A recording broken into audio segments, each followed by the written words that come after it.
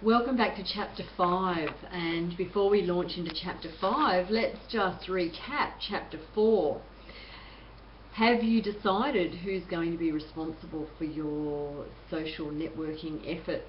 And remember, it's important to have somebody take responsibility and be accountable for that, because it's a task that will just slide by the wayside as often. I could show you my filing tray. I know you'll know what I mean, that stuff does slide off the Richter, or the radar. Radar is actually what I meant. So, have you decided which networks or combination of networks appeal to you? Have you determined a way forward? So they're the burning questions for Chapter 4, and really they're questions that you need to be considering before you move forward. And of course Chapter 5 starts to talk about databases, and there is no point moving forward and having more contacts or people coming to your website or traffic wanting to get information from you if you don't have a way to capture that data, because a database can be worth a lot of money. There's a lot of money that potentially sits within that database, and if your database is not working or up to scratch or is not able to meet your needs, then you are possibly losing a lot of money, and I'd say that some businesses are even hemorrhaging. And any good business consultant who comes in to look at your business will probably want to know how you handle your database, how healthy your data is. When we start talking about healthy data, it's how current it is, how accurate it is. And I know a business consultant that I've worked with, she actually advocates for getting on the phone and updating all of that data. And if you don't want to do it by phone, emailing. And if people don't respond, they're gone. So that they're taken out of the database, because there is no point in having data that's not current. You think you're emailing to 1,000 people when in fact you're actually only reaching about 150 or 200 people. You're better off to have quality leads and a tighter database than people that don't want that information that you're sending out, and you're thinking that you're marketing and you're not converting. So clean and healthy databases are good. If Brad Sugars once again advocates for touching your market at least once a month, and a good database should be able to handle email campaigns. And as I've said in the ebook, I use a database that interfaces directly with it is actually my email campaigner database, and then it has some areas that I can make comments and keep data up to date about clients. You need to get onto that. I cannot stress this highly enough. It's not the most interesting part of what you've got to do, but when people are opting in at your website, or they're opting in through your social networks, and for instance I've got an opt-in page on my Facebook business site, when people are opting in, they need to be going somewhere, and you need to be checking that that data is good and clean, because when they opt in, that's very often when you give them the free offering.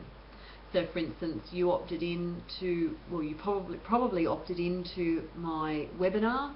You have come into my database, I'm able to check that data, and in response you get an email back that says, welcome, here's your webinar.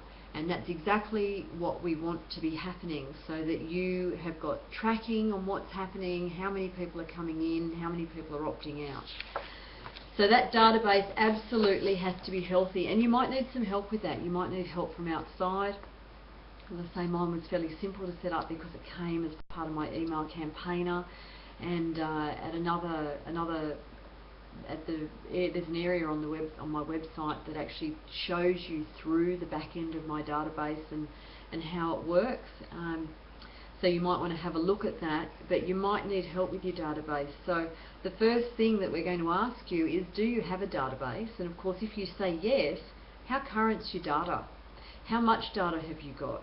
And a client that I've got in the US, he's got a huge database of customers, but he doesn't have email addresses, because when that data started coming in, email marketing campaigns weren't as important, and a lot of these people have been customers for a long time, and he continues to work with them, But in wanting to move into a more,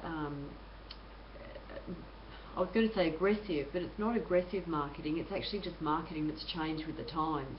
In wanting to move into email marketing and offering value to his customers through that, and through the email marketing, offering coupons and discounts and specials and tips, he needs to get email addresses. So how is your data? It might be current in that people are still with you, but have you got the data that you need to ramp up your marketing efforts with them?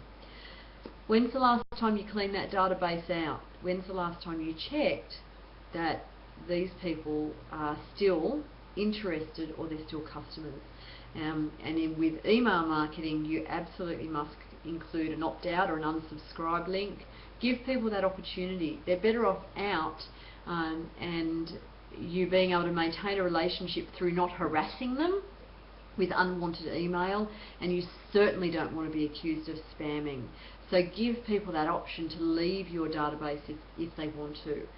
And with the chapter, how can you improve what you do? Have you got all the data? Are you able to segment your market? And we talk about segmenting the markets, and that's about your niche and your target and all of that sort of stuff.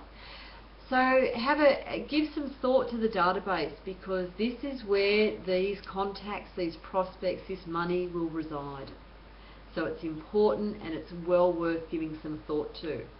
So we will talk to you in chapter 6 when we look at harnessing the power of relationships. Talk to you soon.